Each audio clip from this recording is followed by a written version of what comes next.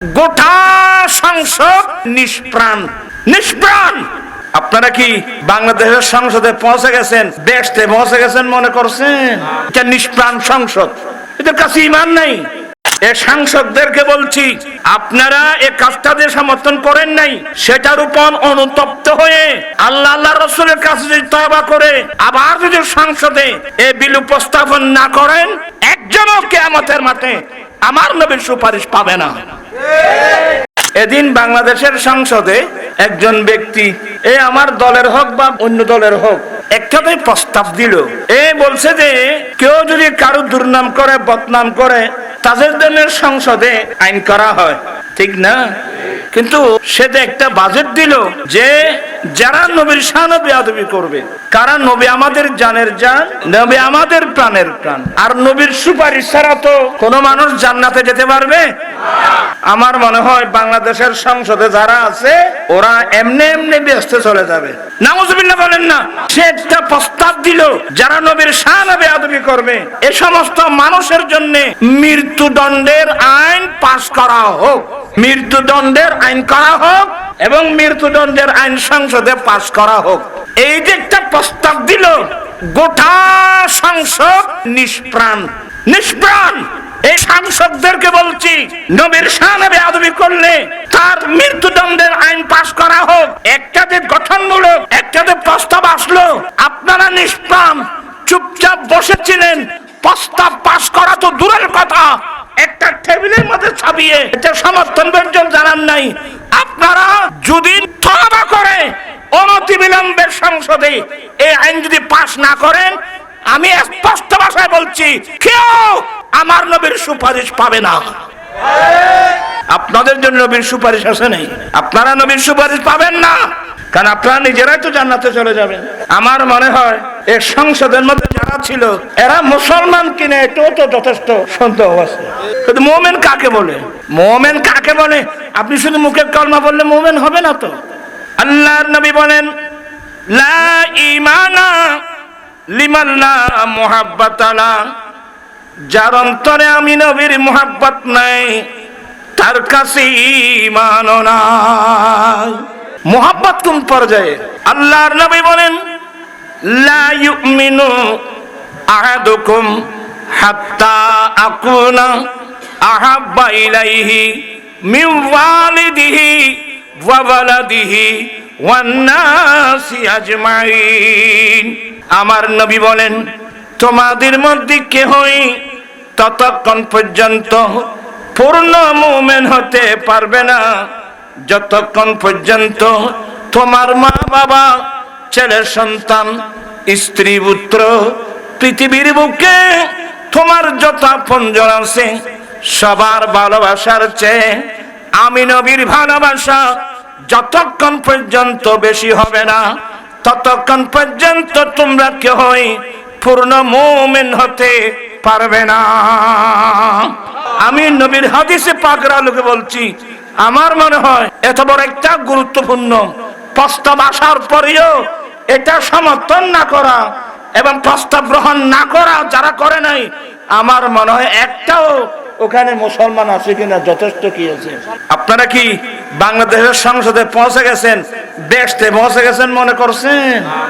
নবী সারা নাই সাহারা জানো দুনিয়া ওয়ালা, নবী মোদের নয়ন মনি, নবী মোদের নয়ন মনি, নবী গলার মালা, নবী সারা নেই সাহারা। দুঃখনী বিষয় আমাদের, ওদের কথা বলেন আপনার, তো ওদের কি ঈমান আছে কিনা? ওরা তো নিজেদের কাছে ঈমান নেই। আহলে সুন্নাত ওয়াল জামাতের পক্ষ থেকে একজন প্রতিনিধিকে যদি আমরা সংসদে পৌঁছাতে পারতাম, আর কেউ সমর্থন করুক আর না করুক, সে দাঁড়িয়ে সে সমর্থন করত, প্রস্তাব পাস করার জন্য চাপ সৃষ্টি করত। এই সংসদের এটা নিষ্প্রাণ সংসদ, এদের কাছে ঈমান নাই। কারণ নবীর শানে বেয়াদবি করলে, কটূক্তি করলে তার শাস্তি মৃত্যুদণ্ডের আইন করা হোক। যে প্রস্তাবটা দিয়েছেন এটাতে ঈমানদার মুমিন মুসলমানের প্রাণের দাবি, ঠিক কিনা ভাই আমার বলুন? আমি আবারও বলছি, এই সাংসদদেরকে বলছি, আপনারা এই কাজটা যে সমর্থন করেন নাই, সেটার উপর অনুতপ্ত হয়ে আল্লাহ রাসূলের কাছে যদি তওবা করে আবার যদি সংসদে এই বিল উপস্থাপন না করেন, একজনও কিয়ামতের মাঠে আমার নবীর সুপারিশ পাবে না। কাকে সুপারিশ করবে বলেন? আমি স্পষ্ট ভাষায় বলছি, নবীর সুপারিশ ছাড়া আর আপনি আর আমি কে? আমার নবী বলেন, ওয়া আদামু ওয়া মান দুনাহু, কিয়ামতের কঠিন দিনে আমরা সাধারণ পাবলিক নয়। আমার নবী বলেন, আদম আলাইহিস সালাম থেকে আরম্ভ করে ঈসা আলাইহিস সালাম পর্যন্ত সমস্ত বিক্রম আমি নবীর পতাকার নিচে আশ্রয় নেওয়া ছাড়া বিকল্প কোনো পথ নাই।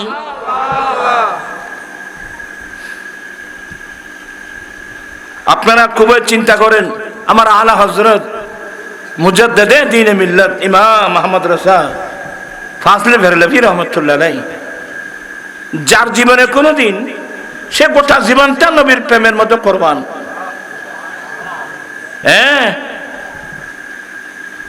আলা হযরত বলেন, যার জীবনে কোনোদিন নবীর সুন্নাত বিরোধী একটা কাজ করে নাই, ওনার জানা মতে উনি নবীর সুন্নাত বিরোধী একটা কাজ করেন নাই। কিন্তু এরপরেও উনি সরকারের দরবারে কেঁদে কেঁদে কি বলছেন জানেন? चमक तुझसे पाते हैं सब पाने। और अब जरूर आए, देखिए बाजे आए। चमक तुझसे पाते हैं सब पाने। सबाई जुबान खुलें। चमक तुझसे पाते हैं सब पाने, मेरा दिल भी चमका दे चमकाने। मैं मुजरिम हुआ का मुझे साथ ले लो, के रास्ते में है जा बजा ठाने वाला। चमक तुझसे पाते हैं सब पाने। আমার ভাইরা, আমার আলা হযরত মুজাদ্দিদে দ্বীন মিল্লাত ইমাম মুহাম্মদ রাজা ফাজলে বেরলভী রাহমাতুল্লাহ আলাইহি কেঁদে কেঁদে বলছেন, নবী গো, কিয়ামতের কঠিন দিনে আপনি নবী যাওয়ার সময় আমি আহমদ রাজাকে একটু সঙ্গে নিয়ে যাবেন। কেন তুমি নিজে নিজে যেতে পারবে না? ইয়া রাসূলুল্লাহ, আমি তো মুজরিম, আমি বড় অপরাধী, আমি বড় আসামি, আমি বড় অপরাধী আসামি। রাস্তার মোড়ে মোড়ে থানেওয়ালে, পুলিশ, বিডিআর, আর্মি, ওরা হ্যান্ডকাম নিয়ে রাস্তার মোড়ে মোড়ে দাঁড়িয়ে আছে। আমাকে পাওয়া মাত্রই হ্যান্ডকাম লাগিয়ে আমাকে জেলখানায় নিয়ে যাবে। ইয়া রাসূলুল্লাহ, আপনি যাওয়ার সময় আমি আহমদ রাজাকে সঙ্গে নিয়ে যাবেন। বাকারি খিশি হাইরা নম আগিসনি ইয়া রাসূলুল্লাহ, পরেশান নম পরেশানম আগিসনি ইয়া রাসূলুল্লাহ। আমার নবী বলেন, প্রত্যেক আম্বিয়া ইকরামের জন্য বড় বড় একটা দোয়ার বাজেট দেওয়া হয়েছে, যেই দোয়া আল্লাহর দরবারে কবুল। এবার আমার নবী বলেন, সমস্ত বিক্রম আফন আফন যে বাজেট এরা দুনিয়ায় থাকতে সেই বাজেট ব্যয় করে ফেলছেন, কিন্তু উম্মত আমি নবীর জন্য যে বাজেট, আমি আমার বাজেটটা খরচ করি নাই। আমি আমার এই বাজেটটা জমা রেখেছি কিয়ামতের কঠিন দিনে আমার গুনাহগার উম্মতদেরকে সুপারিশ করার বাজেট। আল্লাহু আকবার। লাস্ট মসলা মনে রাখবেন, নবীর সুপারিশ ছাড়া আমরা কেউ জান্নাতে যাওয়া সম্ভব হবে না। নবীর সুপারিশের আগে আমাদের আরো কিছু সুপারিশ আছে।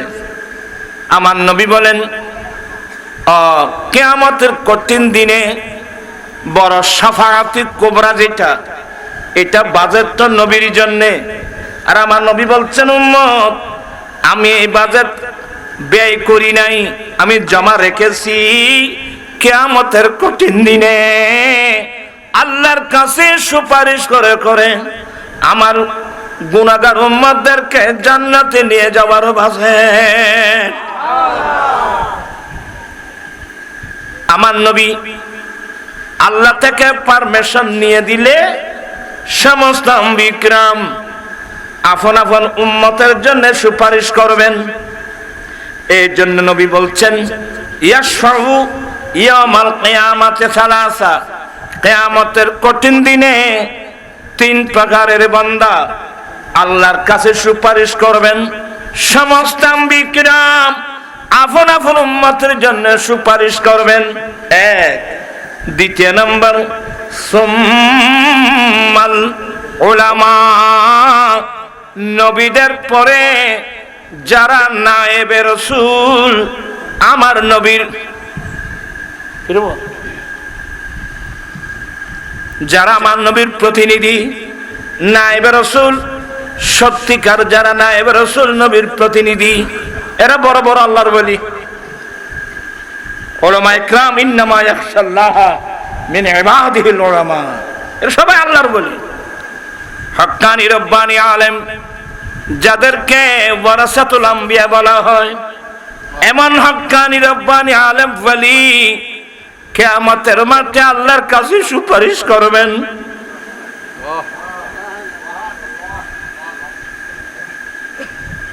আমি সপ্তাহ টানলাম এই জন্যে, আমরা কেন ওলি ইকরামদেরকে ভালোবাসি। ওলি মানে আলেম ছাড়া এমনি ওলি এমন না, আলেমের মকাম অনেক বড়। আর যারা হক্কানি রব্বানি আলেম এরা সবাই আল্লাহর ওলি। যারা হক্কানি রব্বানি আলেম এরা সবাই তো আল্লাহর ওলি, কিন্তু হক্কানি আলেম হতে হবে। আলেমদেরকে আল্লাহ তিন ভাগ করছেন কিয়ামতের মাঠে। সরি, আল্লাহ আল্লাহর কিতাবের মধ্যে আলেমদেরকে কবে করছেন, যারা কথা না বুঝুন ফল্লার আর কথা কি তিন ভাগ করছে। এটা অবস্থা আছে না, আনোয়ার অবস্থা নাই বলে কইলে বললো হইব না। এনা আনোয়ার অবস্থা আছে এখন টিয়া খামার বেলা শহর দেখি এতাল্লা কমিজার করি আবার সাই হ্যাঁ গো বলে ধরা নকই। সুম্মা আওরাসানাল কিতাবাল্লাযীনা মিন ইবাদিনা ফামিনহুম যালিমুন লিনাফসিহি ওয়া মিনহুম মুকতাসিদ ওয়া মিনহুম সাবিকুম বিল খায়রাতি বিইذনিল্লাহ। ওয়াই ফদরি আজানে বে আল্লাহ বলেন আমি আমার কিতাবের ওয়ারিস বানানোর জন্য আমার বান্দা থেকে আমি যাদেরকে ওয়ারিস বানিয়েছি এরা তিন প্রকার। এটা নখন আছিল, এটা তোমরা বুঝতে না। ফামিনহুম যালিমুন লিনাফসিহি, এক প্রকার আলেম হলো যারা নিজের নফসের উপর জুলুম করে। আর হয়ে দেরি কি মানি ওই সমস্ত আলেম এলম আছে আমল নাই, এলম আছে এলম আছে আমল নাই।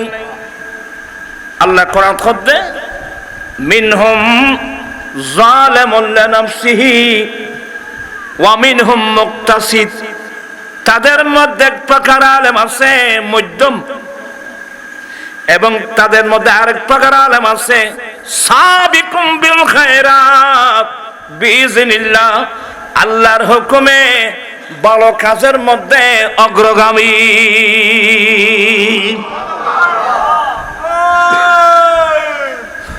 হায় হায় হায় হায়, বাস স্টপ। বুঝতে কষ্ট হবে ওরা। আমি আপনাদেরকে বোঝাতে চাচ্ছি, যারা হক্কানি রব্বানি, ওই বললাম যারা হক্কানি রব্বানি আলেম, এরে কিয়ামতের কঠিন দিনে আপনার জন্য আমার জন্য কি করবে? এটা আরাকায়েতের মধ্যে আছে, ইয়ামা আল ইয়ামা নাদউ কুল্লা উনাসিম বিইমামিহিম। আল্লাহ বলেন কিয়ামতের কঠিন দিনে আমি সবাইকে আপন আপন ইমামদের সঙ্গে নিয়ে আসার জন্য বলবো।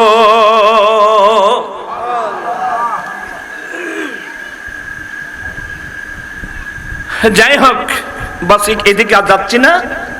যারা হক্কানি রব্বানি আলেম, নায়েবে রাসূল, এরা কিয়ামতের কঠিন দিনে আল্লাহর কাছে কি করবে?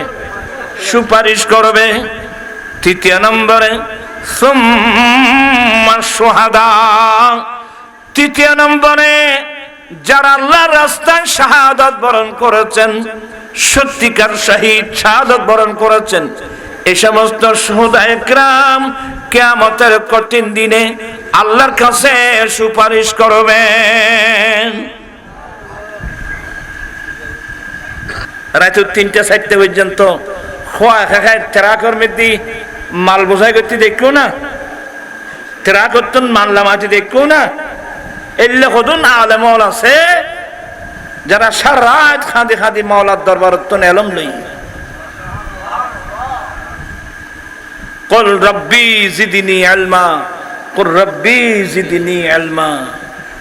এলম ইয়ান বহুত বড় সম্পদ ভাইবুত। मैं तो बीमार नबी हूँ। MBN TV একটি ইসলামিক ইউটিউব চ্যানেল।